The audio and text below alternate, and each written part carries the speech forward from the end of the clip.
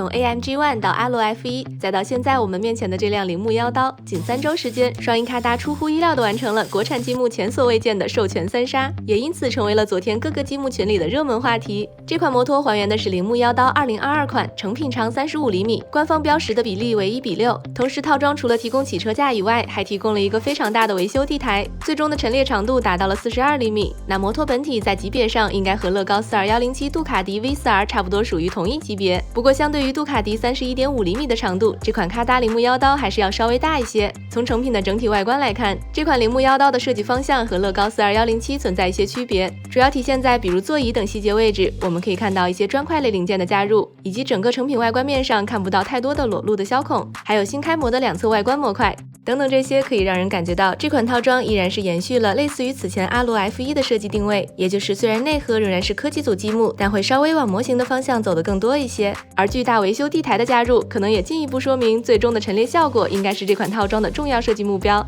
再看外观细节，前轮位置除了刹车碟片，相对于杜卡迪还多出来了刹车卡钳，这也是得益于咔哒有别于乐高的这个全新的避震零件。可以看到下面多了一个十字轴连接点，而前轮后方的水箱散热器，设计师非常创新的使用了此前曾出现在东风 2.1D 上的板黄零件，不但体现了零件的可复用性，同时也是为这款零件提出了外观搭建领域的应用场景。前轮后方的一些管线细节，设计师在这里是使用了4根黄色十字软轴零件进行还原。车头部分，车灯采用平面砖加贴纸进行还原，上方的黑色挡风塑片也是全新开模的模切零件。车头两侧的外观模块采用了全新开模的独占零件，虽然还原度更加完美，但这种几乎谈不上可复用性的独占零件，必然也会为这款套装带来一些争议。从油箱一直延伸到车座的上方曲线，相对于原型车，整体还原度也是非常的不错。另外，这里使用了不少的砖块类零件。下方两侧的外观面同样使用了科技面板和砖块类零件混搭的方式，同时大部分的零件都是黑色，外观更整洁，找件稍麻烦。不同于杜卡迪的单摇臂，妖刀采用了双摇臂设计，其中32294和64451这两个零件的配合，至少算是一个小小的精彩。功能方面和乐高42107基本没有区别，前后避震、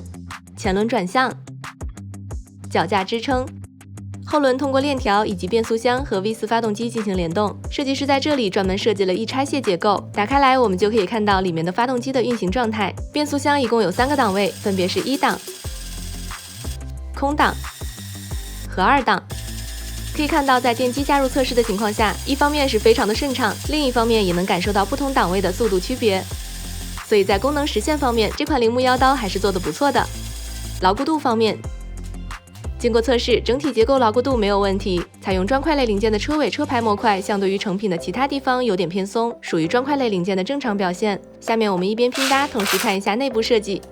这里看一下变速箱的内部结构，其中换挡结构使用了十字轴直接通过换挡拨杆驱动动力传输环的这种比较简单的设计方案，两侧分别为1档和2档，中间则是空档。当选择其中一侧的16齿离合齿轮，假设动力从发动机过来，经过的齿轮组分别是12:12、16:8、16:16，总齿轮比是2:1。当选择另一侧，经过的齿轮组只有一组16:16，也就是1:1。值得注意的是，其中16:8和12:12的齿轮组在其十字轴固定用的销孔上用到了半单位的搭建方式，也因此是一个非常紧凑的变速箱方案。装上发动机以后，我们可以看到发动机和变速箱之间采用了皮筋的联动方式，而这枚20齿锥齿轮后面将连接链条。另外，换挡拨杆使用了33299这枚零件。完成了主体车架，这里我们可以看到整体牢固度还是可以的，同时设计师也是使用了不少的弯孔臂、后孔臂以及转向梁，中间则是变速箱，后摇臂使用了2枚小号硬避震，而后轮联动则是通过这里的一组20:20的齿轮组，并最终通过这枚16齿齿轮连接链条。